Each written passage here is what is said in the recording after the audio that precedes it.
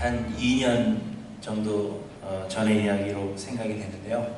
한 임산부가 어느 한 식당에서 종업원에게 폭행을 당했다는 그러한 글을 인터넷 게시판에 올렸습니다.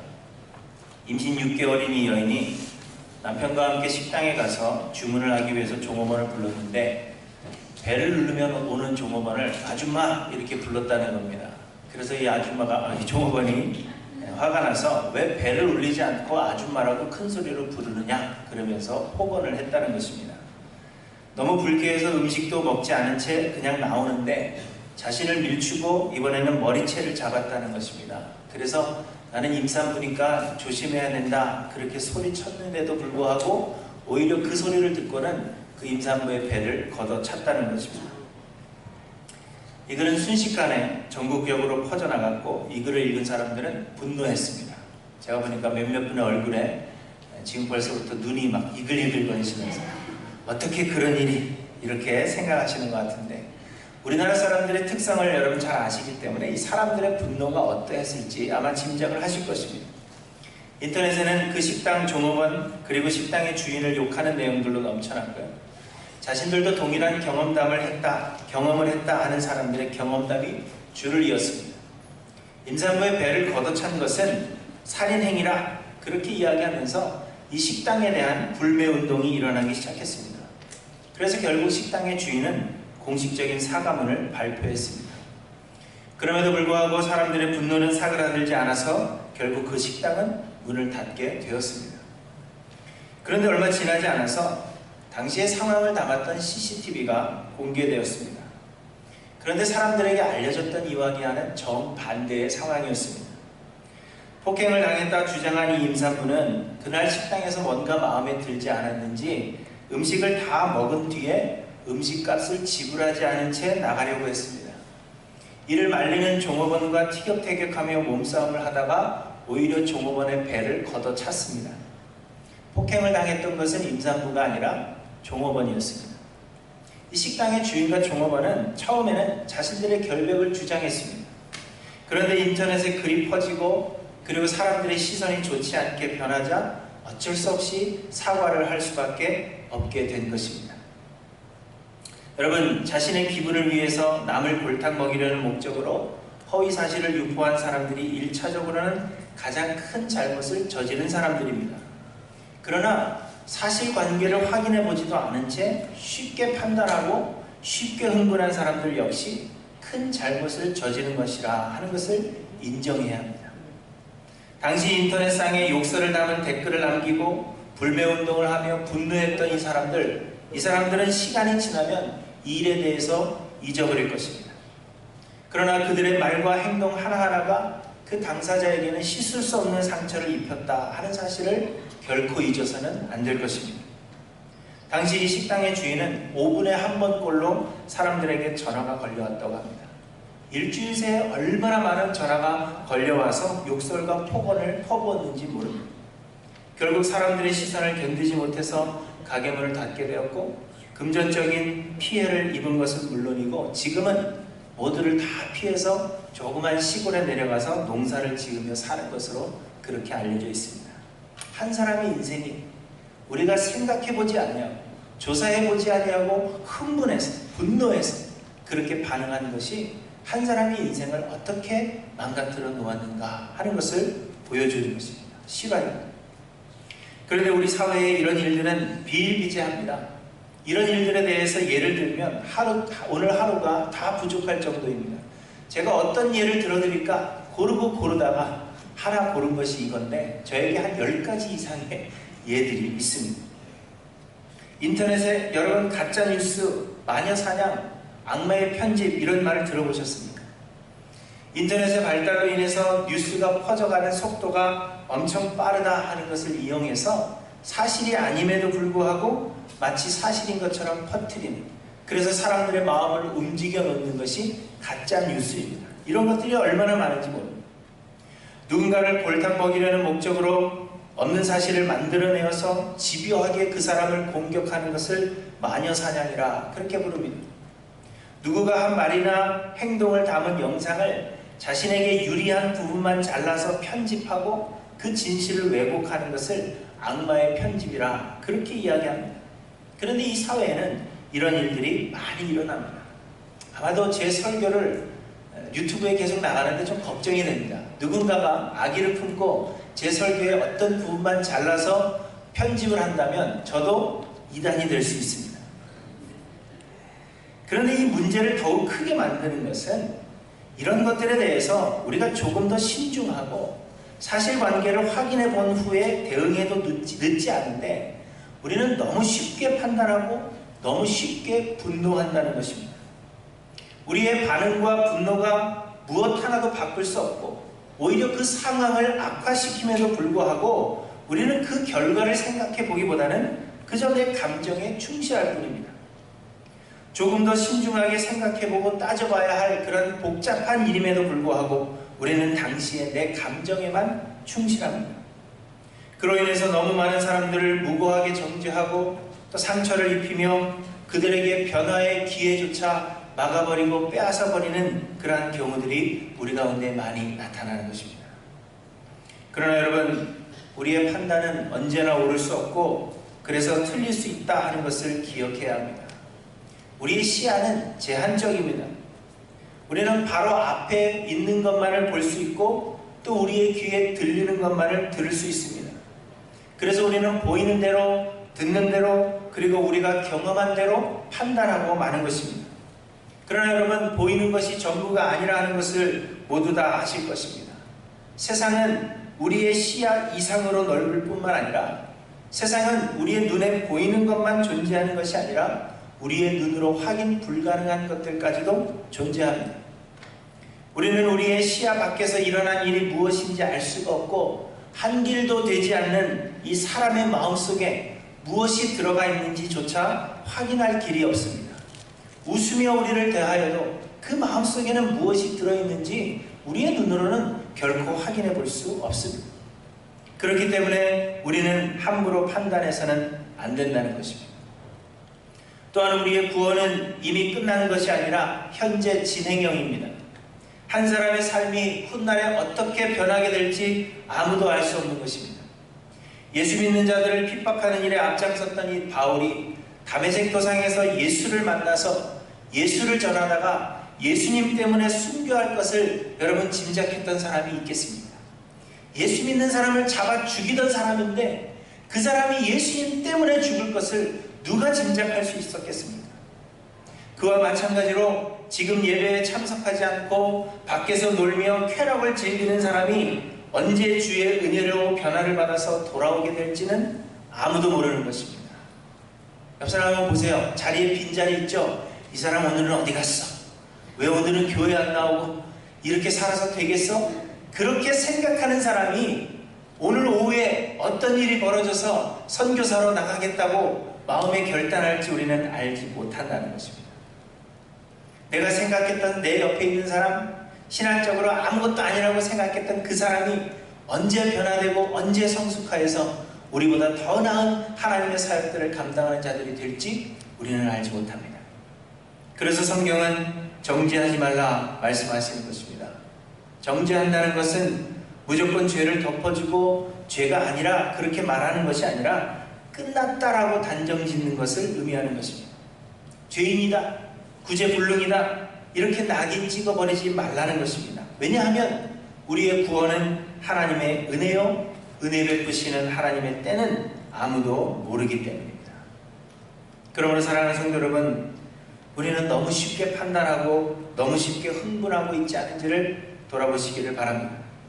나의 섣부른 판단 때문에 사람들에게 상처를 주며 확인해보지도 않고 전하는 나의 말 때문에 사람들의 마음에 깊은 상처를 입히며 우리가 정죄하여서 주 앞으로 나와 회개할 그 기회를 가로막는 걸림돌이 되고 있지는 않은가, 우리 자신을 돌아봐야 할 것입니다. 오늘 보면은 하나님께서 이스라엘 백성들에게 올바른 선택을, 올바른 판단을 할 것을 말씀하시는 것입니다. 오늘 본문의 첫 부분은 우상 숭배하는 자들을 처벌할 것에 대해서 말씀하십니다. 그래서 얼핏 오늘 본문도 우상 숭배하지 말라는 것이 주제인가 그렇게 생각할 수 있습니다.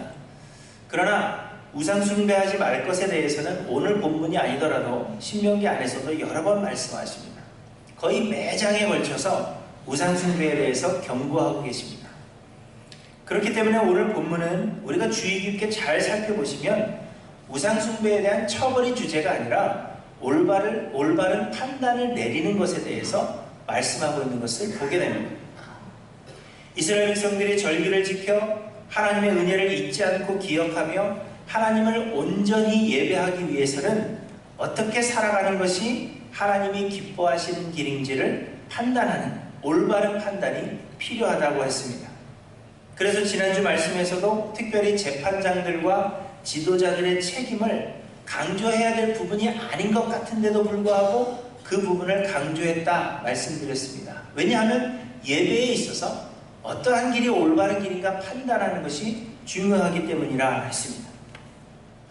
그런데 우리의 신앙생활은 혼자 하는 것이 아니라 성도가 함께 그리스도의 몸을 이루어가는 것이기 때문에 나뿐만이 아니라 한 몸이는 성도들이 함께 올바른 판단을 할 수 있도록 도와야 하는 것입니다. 그래서 오늘 본문은 우리가 성도를 판단하게 되는데 때로는 우리가 성도를 판단해야 하는데 어떻게 판단해야 하는지 올바른 판단을 내리는 그 방법에 대해서 우리에게 말씀해 주고 있는 것입니다. 첫째로 우리는 우리의 판단에 대한 책임을 져야 한다 하는 것을 알아야 합니다. 우리가 어떤 판단을 내리고 정죄하고 심판할 때 우리의 그 판단에 대해서 하나님께서 심판하신다는 것입니다. 그래서 그 판단에 책임을 져야 하는 것입니다. 오늘 본문에서 말씀하시는 판단의 첫 번째 케이스는 우상 숭배를 하는 경우입니다. 2절부터 말씀하십니다. 내 하나님 여호와께서 내게 주시는 어느 성 중에서든지 너희 가운데 어떤 남자나 여자가 내 하나님 여호와의 목전에 악을 행하여 그 언약을 어기고 가서 다른 신들을 섬겨 그것에게 절하며 내가 명령하지 아니한 이럴 성신에게 절한다 하자. 이런 경우를 예를 들어서 말씀하고 있습니다. 그런데 하나님께서 이스라엘에게 주신 율법에 의하면 우상을 숭배하는 것은 사형에 해당하는 죄임에 틀림이 없습니다. 레위기 20장에 보시면 여러 죄에 대해 처벌을 어떻게 할 것인가 말씀하시는데 우상을 숭배하고 미신을 좇는 자들을 죽여서 이스라엘 가운데서 악을 끊어버리라 그렇게 말씀하십니다. 오늘 본문에서도 우상 숭배하는 자들에 대해서는 돌로 쳐 죽여서 이스라엘 가운데에서 악을 제할 것을 말씀하고 있습니다. 우상 숭배는 하나님께서 정말 싫어하시는 죽어 마땅한 죄임에 틀림이 없다는 것입니다. 그렇기 때문에 사람들이 생각하기를 우상 숭배하는 자들을 발견하게 되면 그들을 죽이는 것이 올바르고 정당한 일이라 그렇게 생각할 수 있는 것입니다. 그러나 오늘 본문에서 아주 중요하게 생각해야 할 것은 7절의 말씀입니다. 이런 자를 죽이기 위하여는 증인이 먼저 그에게 손을 댄 후에 뭇 백성이 손을 댈지니라 이렇게 말씀하죠. 증인이 먼저 손을 댄다. 이것은 돌을 던져 죽이는데 제일 먼저 돌을 던져야 될 사람이 증인이라는 것입니다.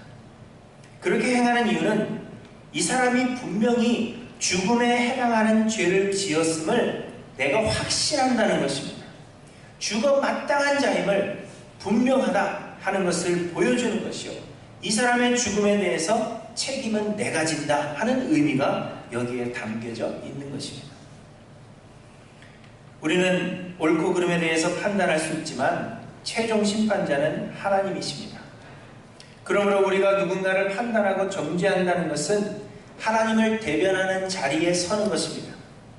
하나님께서 그를 심판하실 것이지만 하나님을 대신해서 내가 심판하는 것입니다. 그렇기 때문에 우리가 누군가를 심판하고 정죄한다면 하나님은 우리의 그 심판과 정죄가 우리의 그 판단이 올바른 것인지에 대해서 또다시 심판하신다는 것입니다. 그러므로 우리는 우리의 판단에 대해서 책임을 져야 하는 것입니다. 내가 판단하고 내가 말하고 아무런 책임이 나에게 없는 것이 아니라 우리는 하나님을 대변하고 있는 것이기 때문에 최종 심판자이신 하나님을 대변하는 것이기 때문에 우리는 그 앞에 책임을 져야 하는 것입니다. 무죄한 자의 피를 흘리지 않아야 하고 섣부른 판단으로 인하여 무죄한 자의 피를 흘리게 된다면 하나님은 그 핏값을 우리에게서 찾으실 것이라 하는 것을 말씀하시는 것입니다. 그러므로 우리의 판단에 대해 우리가 책임져야 한다 하는 것을 기억하여 우리는 판단 내리기에 더욱 신중해야 하는 것입니다.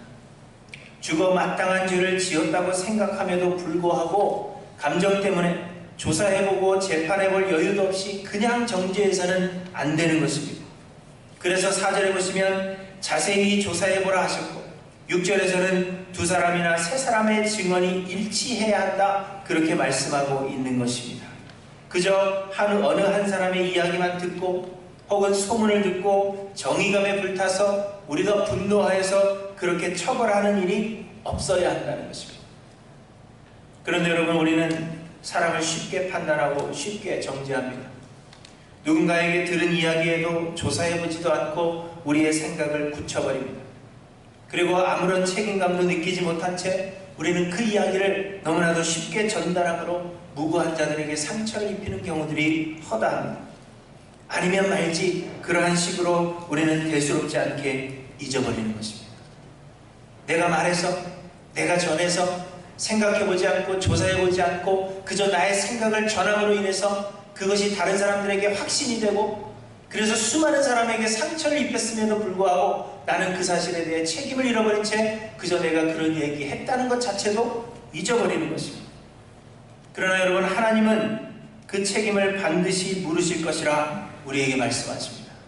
여러분, 우리의 말과 우리의 판단, 우리의 생각, 우리가 전하는 말들 하나도 땅에 떨어지지 않습니다. 하나님은 그 모든 것을 기억하시고 그것에 대해서 반드시 책임을 물으실 것이라 하는 것을 마음속에 기억하시기를 바랍니다. 그러므로 여러분, 판단에 더욱 신중하셔야 합니다. 너무 쉽게 판단하고 너무 쉽게 정죄하는 그런 일이 우리 가운데는 없어야 하겠습니다. 신중히 조사해보는 것을 넘어서 여러분, 판단을 하나님께 넘기시기 바랍니다. 인생 짧아요. 그냥 살다 보면 가는 겁니다. 다. 이러면 어떠하고 저러면 어떠합니까? 내가 조금 손해보면 어떠합니까? 하나님께서 그 모든 것을 판단하시고 하나님께서 그 모든 것을 해결하실 것이라 하는 그 믿음으로 이 짧은 인생 그냥 하나님께 맡기시는 저 여러분들이 되시기를 바랍니다. 우리의 판단에 대하여 하나님은 그 책임을 물으신다 하는 것을 기억하셔서 여러분, 판단에 더욱 신중하시는 저 여러분들이 되시기를 바랍니다. 둘째로, 우리가 올바른 판단을 내리려면 우리 판단의 기준이 오직 하나님의 말씀이어야 합니다. 우리의 판단의 기준은 하나님의 말씀이어야 한다 하는 것, 이것은 목사님 너무 당연한 건 아닙니까? 우리 다 아는 겁니다. 이렇게 반문하시고 계시는지 모르겠지만 이것이 사실임에도 불구하고 사실상 우리의 판단의 기준은 하나님의 말씀이 되지 못할 때가 많습니다. 하나님의 말씀이 기준이기보다는 사람을 향한 우리 개인적인 감정이 기준이 되기도 하고 뇌물이 우리의 마음을 흐리게 해서 말씀을 기준 삼지 못하게 할 때가 많은 것입니다. 오늘 본문에서도 보시면 판단에 어려운 일이 생기게 되면 하나님께서 택하신 곳으로 가서 레위 사람 제사장과 당시 재판장에게 물으라 그렇게 말씀하십니다. 레위 사람 제사장과 재판장에게 물으라는 것은 그들의 경륜이나 개인적 지혜를 의지하라 하는 것이 아니라 하나님께서 택하신 자들이기 때문에 하나님의 말씀을 대언하는 자들이요, 하나님의 말씀을 가까이 하고 항상 그 말씀을 상고하는 자들이기 때문에 하나님의 말씀 안에서 판단의 기준을 찾으라는 의미입니다. 그래서 11절에 보시면 그들이 내게 가르치는 율법의 뜻대로 하라 그렇게 말씀하십니다. 개인적인 경륜이 아니라 그들이 가르치는 그 율법의 뜻대로, 하나님께서 주신 그 말씀의 뜻대로 판단하라 하는 것입니다. 지난주 본문인 16장 19절에 보시면 너는 재판을 굳게 하지 말며 사람을 외모로 보지 말며 또 뇌물을 받지 말라. 뇌물은 지혜자의 눈을 어둡게 하고 의인의 말을 굳게 하느니라.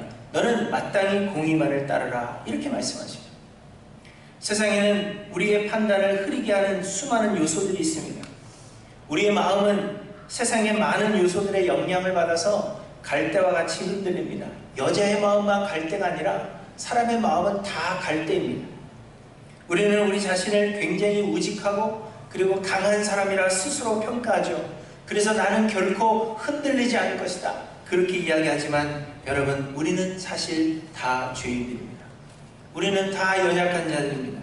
유혹에 빠질 수밖에 없는 자들이라 하는 것을 우리는 인정해야 합니다. 어느 지역 출신이고 어느 학교 출신이고 내가 좋아하는 누군가와 어떤 연관이 있는가 하는 것이 우리의 판단에 큰 영향을 끼칩니다.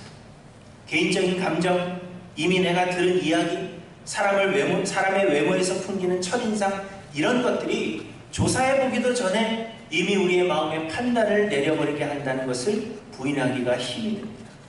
거기다가 내가 조금이라도 얻어먹은 것이 있으면 그것이 마음에 걸리는 것이 인지상정입니다. 그렇죠? 그래서 안 얻어먹어야 되는데 또 그럴 수 있나요? 주면 먹어야지.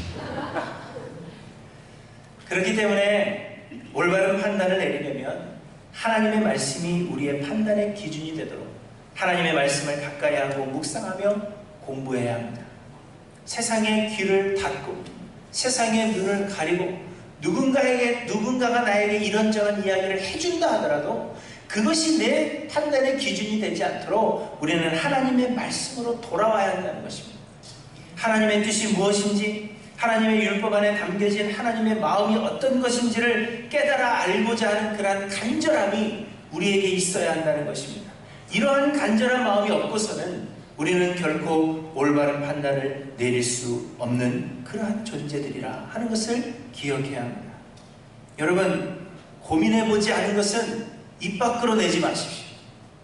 하나님의 뜻이 무엇인가 생각해보지 않은 것은 결코 입 밖으로 내지 마십시오. 누가 얘기해줬어도 분명해, 확실해, 내가 본 거야 라고 얘기했어도 여러분, 하나님의 말씀에 의지하지 않고서는 결코 입 밖으로 내지 마셔야 합니다.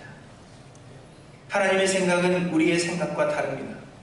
이 말씀은 우리가 생각하는 선이 하나님께는 악일 수 있고 우리가 생각하는 악이 하나님께는 선일 수 있다는 것입니다.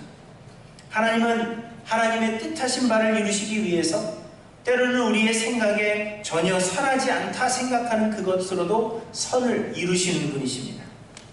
그래서 하나님께 선이란 하나님의 뜻과 계획 그 자체가 선입니다. 하나님께서 행하시는 모든 일이 선이고 그래서 하나님의 뜻에 순종하는 것이 선입니다. 우리의 생각에 악한 것 같아도 그것을 하나님께서 행하신다면 그것은 곧 선이 되는 것입니다.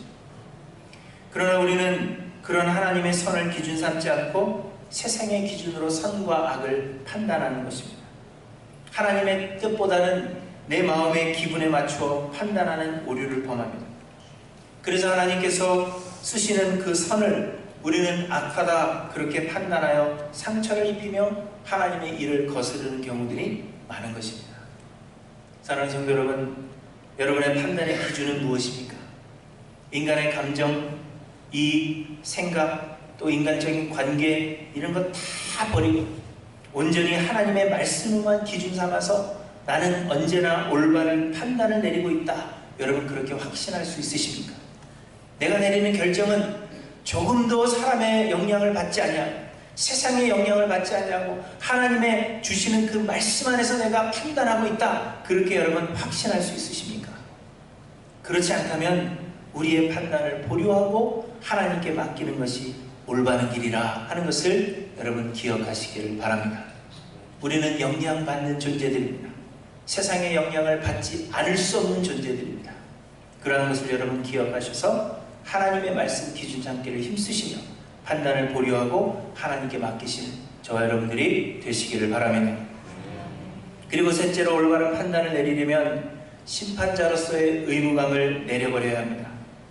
오늘 보면은 심판이나 처벌에 초점이 있는 것이 아니라 어떤 사건을 심판하는 과정에 대해서 설명해 주시는 것입니다. 어떤 죄는 어떻게 처벌하라 이것을 말씀하시려는 것이 아니라 오늘 본문의 그것이 목적이 아니라 재판을 할 때에는 이런 과정을 거쳐야만 올바른 판단을 내릴 수 있다 하는 것을 말씀하시는 것입니다. 그리고 그 판단하는 과정을 신중하게 따라가다 보면 그에 따른 처벌을 하게 되는 것임을 볼 수 있습니다.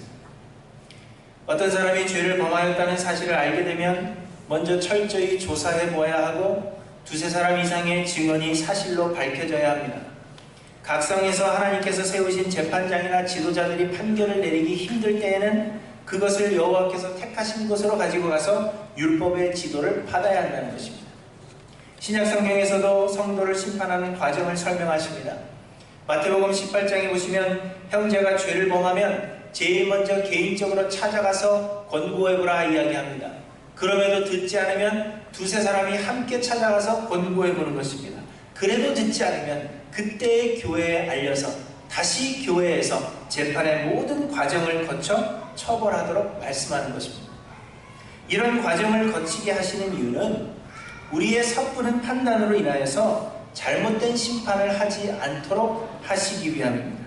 그 모든 과정을 거쳐가면서 실수하지 아니하도록 하나님은 만드신다는 것입니다. 그런데 우리는 불필요한 이 심판자로서의 의무감을 가지고 있습니다. 재판은 하나님께 속한 것이요 하나님이 유일한 심판자가 되심에도 불구하고 우리는 아무도 우리에게 허락해 주지 않은 그 심판자로서의 의무감을 스스로 가지고 있어서 모든 일을 내가 심판해야 한다 그렇게 생각하는 것입니다. 작은 일을 판단하는 일에도 절차가 있고 각자의 역할이 있다 말씀하시는데도 불구하고 그 모든 것을 생략한 채 우리는 내가 심판해야 한다는 이러한 잘못된 의무감을 가지고 있는 것입니다. 그래서 우리는 모든 절차를 생략하고 오늘도 누군가를 이미 마음에 심판하고 있는 자들이 바로 우리들입니다. 얌전한 얼굴로 앉아 계시지만 그래도 마음속에는 지금쯤 누구를 심판하고 누구를 판단하고 있는 자들입니다. 여러분, 하나님께서 우리에게 율법을 주신 것은 우리를 바른 길로 인도하시기 위함이지 우리를 심판하시려는 데 목적이 있지 않습니다. 그러므로 하나님의 율법을 가지고 우리가 누군가를 판단할 때에도 그를 바른 길로 인도하는 데 목적을 두어야지 심판하고 처벌하는 데 목적을 두어서는 안 되는 것입니다. 바른 길로 인도하는 가운데 처벌하는 것이 불가피한 경우에 처벌하는 것이지만 처벌 자체가 목적이 되어서는 안 된다는 것입니다. 그래서 고린도전서 5장에 보시면 아비의 첩을 음행하고도 회개하지 않는 사람에 대해서 그를 출교시킴으로 그를 처벌할 것을 말씀하십니다. 그러나 그렇게 처벌하는 이유에 대해서 이런 자를 사탄에게 내어주었으니 이는 육신은 멸하고 곧 처벌하고 영은 주 예수의 날에 구원을 받게 하려 함이라 이렇게 말씀하십니다. 곧 처벌이 그의 마음을 괴롭게 하여서 회개하여 구원을 얻도록 하기 위함이라 하는 것입니다. 처벌이 목적이 아니라 심판이 목적이 아니라 그를 변화시키는 것이 목적이라는 것입니다. 사랑하는 성도 여러분, 심판하는 것은 하나님께 속한 것입니다. 우리는 옳고 그름을 판단할 수 있지만 그것은 우리의 삶에 적용할 문제요 우리는 심판자로서의 의무가 없다 하는 것을 기억해야 할 것입니다. 그러므로 내가 판단하고 심판하려는 그러한 생각을 여러분 버리시길 바랍니다. 대신에 성도를 바른 길로 인도하고자 하는 그러한 사랑의 마음으로 하나님께 기도하여서 하나님께 그 판단을 내어드리는 저와 여러분들이 되시기를 바랍니다. 우리는 함부로 판단하는 일이 없어야 하겠지만 범죄함에 대해서는 반드시 그에 상응하는 처벌이 있어야 합니다. 그렇지 않으면 세상은 혼란스러워지는 것이 사실입니다. 처벌하지 않으면 이 땅이 얼마나 혼란스러워지겠습니까? 오늘 본문도 결코 처벌하지 말라 말씀하시지 않고 죄에 대하여는 처벌할 것을 말씀하고 있습니다. 그러나 여러분, 우리가 받아야 할 이 모든 죄의 형벌을 예수 그리스도께서 십자가에서 이미 우리를 위해 대신 감당하셨습니다. 예수님은 우리의 모든 죄를 대신 짊어지시고 우리를 위해서 죽으신 것입니다. 그러므로 이제 우리에게는 정죄함이 없습니다. 우리가 더 이상 받아야 할 징계가 없다 하는 것을 말씀하고 있는 것입니다. 그러므로 우리가 누군가를 비판해야 할 일이 있다면 그를 비판하고 정죄할 것이 아니라 그를 위하여 십자가를 지신 예수 그리스도의 그 은혜를 깨닫도록 우리는 도와줘야 할 것입니다. 범죄한 자가 처벌을 받을 것이 아니라 예수 그리스도가 당하신 십자가 고통이 그를 대신한 것이라 하는 것을 우리는 알려주어야 한다는 것입니다. 그래서 비판의 말보다는 예수 그리스도의 은혜를 전해야 하고 잘못을 꼬집기보다는 하나님의 은혜가 임하기를 위해서 기도해 주는 것이 오늘 본문의 말씀을 현대를 살아가는 우리들에게 적용하는 방법이 된다는 것을 우리에게 말씀해 주시는 것입니다. 사랑하는 성도 여러분, 서로 판단하고 비판하는 것은 아무것도 이룰 수가 없습니다. 서로에게 더 큰 상처를 입힐 뿐이며 우리가 비판하는 그 비판으로 우리는 하나님께 심판을 받을 뿐입니다. 오늘도 나의 섣부른 판단이 누군가에게 상처를 입히는 건 아닌가 하는 것을 여러분 돌아보셔서 비판하기보다는 서로를 위해서 기도해주고 위로해주고 하나님의 은혜로 권면하는 그러한 교회가 되기를 간절히 소망합니다. 그래서 우리의 하이랜드 교회는 비판하는 소리, 판단하는 소리가 아니라 하나님께 기도하는 소리로 가득한 하이랜드 교회가 되어서 하나님의 사랑이 가득한 귀한 교회가 되기를 주님의 이름으로 간절히 축원합니다. 기도하시는